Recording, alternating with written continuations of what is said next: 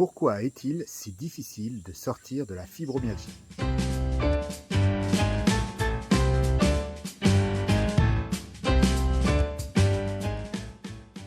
Bonjour, je suis Stéphane Tétard, naturopathe, spécialiste de la fatigue chronique, des intolérances alimentaires et des intoxications aux métaux lourds, et surtout auteur d'une dizaine de livres sur la santé naturelle et le biohacking. Aujourd'hui, nous allons parler de la fibromyalgie. La fibromyalgie, je vous dresse un tableau très rapide. C'est une fatigue intense, un impact sur le moral, sur le cerveau et surtout des douleurs partout. C'est vraiment un état de souffrance permanent. Et beaucoup de personnes qui se trouvent dans cette situation ont l'impression qu'ils ne peuvent pas sortir de la fibromyalgie. Et d'après la naturopathie, et dans la pratique, j'ai accompagné plus d'une cinquantaine de personnes en 15 ans, il est tout à fait possible de sortir de la fibromyalgie. Mais c'est très difficile. Beaucoup de personnes disent: j'ai essayé ça n'a pas marché, j'ai essayé ci, ça n'a pas marché, j'ai essayé telle autre chose, ça n'a pas marché. Et il y a une bonne raison. C'est qu'il y a 6 facteurs différents à la fibromyalgie et que si j'agis sur un seul de ces facteurs, j'agis sur 15 et 20% du problème. Même s'il y a un regroupement, quand je résous intégralement un problème, eh bien je n'ai résolu que un sixième du problème. Alors, quelles sont les dimensions, les problèmes, les approches que l'on doit avoir? La première, c'est les métaux lourds. Effectivement, 100% des Français aujourd'hui sont intoxiqués aux métaux lourds et donc les métaux lourds sont neurotoxiques. Donc ils attaquent le système nerveux et peuvent expliquer à la fois le fonctionnement, des problèmes de fonctionnement au niveau neuronal, des impacts sur l'humeur et des sensations douloureuses, puisque toutes les sensations douloureuses passent par les muscles, par les nerfs, pardon, par les nerfs, donc le système nerveux.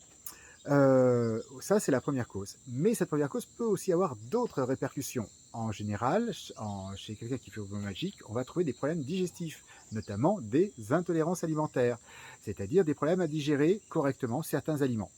Donc, tant qu'ils ne sont pas identifiés, on a des problèmes de digestion, et si on a des problèmes de digestion, on a des problèmes à assimiler les bons nutriments, et on se trouve dans une situation inflammatoire quasi permanente. Mais c'est pas tout. Donc ça, c'est la deuxième cause, l'alimentation, enfin les problèmes digestifs et les intolérances alimentaires. Mais si j'ai des problèmes digestifs, eh bien j'ai des problèmes d'assimilation. Donc je vais avoir des carences. On trouve systématiquement, là encore, chez les fibromyalgiques, des carences qui peuvent être plus ou moins fortes et qui sont absolument impératives à combler. Et en général, quand on les comble, on peut mesurer une amélioration de l'énergie et de l'humeur. La quatrième Donc, cause a un lien aussi avec le problème digestif, c'est l'acidité. C'est-à-dire qu'on retrouve une présence de forte acidité chez toutes les personnes fibromyalgiques. Si j'ai trop d'acidité dans mon corps, il ne fonctionne mal, donc il produit mal de l'énergie, mon cerveau fonctionne mal, et surtout, je baigne dans l'acide, alors pas l'acide chlorhydrique quand même, mais assez pour créer une inflammation, donc une source de douleur un peu partout. Après cette quatrième cause, nous avons aussi le stress chronique ou le stress traumatique. C'est systématique, là encore, chez les fibromyalgiques, on retrouve soit la présence d'un stress présent et assez permanent, soit des événements traumatiques qui peuvent même des fois être très anciens et dater de l'enfance. Le dernier point, c'est le sommeil. Heu, Quasiment chez tous les fibromyalgiques, on retrouve un sommeil de mauvaise qualité, c'est-à-dire un sommeil trop court, un sommeil trop léger et surtout un sommeil pas assez récupérateur. Donc si je dors mal, j'ai pas assez d'énergie, si j'ai pas assez d'énergie, je suis pas bien dans ma peau, je suis pas bien dans ma tête et c'est un cercle infernal. Donc voici les 6 causes sur lesquelles on peut agir, parce qu'il y a aussi la cause génétique, mais là, on ne peut pas agir sur la cause génétique. Mais en agissant sur ces 6 facteurs, on peut améliorer les choses. Mais si j'agis sur un seul de ces facteurs, effectivement, je n'aurai que 15% du résultat, donc ce ne sera pas extraordinaire. Donc la stratégie que j'utilise en tant que naturopathe, c'est justement une stratégie où j'utilise ces plusieurs facteurs en même temps, et ce qui permet en général, au bout d'une année, d'avoir une assez bonne amélioration des symptômes.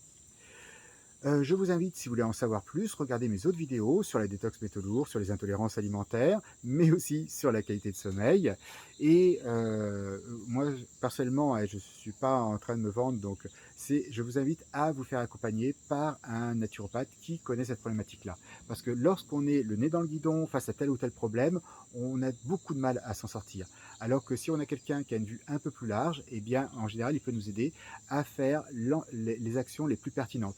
Chaque action peut avoir 2 ou 3 impacts sur 2 ou 3 de ces facteurs, et ce qui fait qu'au lieu d'agir sur uniquement 15% du problème, on peut agir sur 50-60% du problème et donc avoir une amélioration notable.